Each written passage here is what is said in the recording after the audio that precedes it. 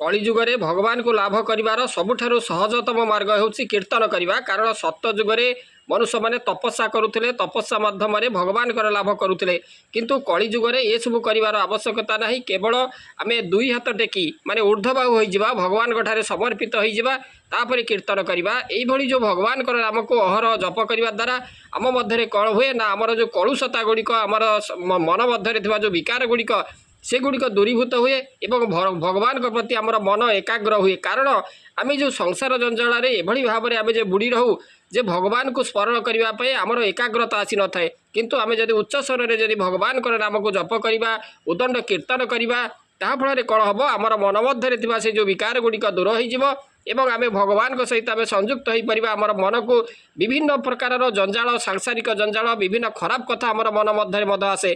किंतु आम जब भगवान कर नाम जप करवा, भगवान कर कीर्तन करवा, ताहले कौन हम से जो खराब चिंता गुड़िक आमर मन मध्य दूरीभूत हो।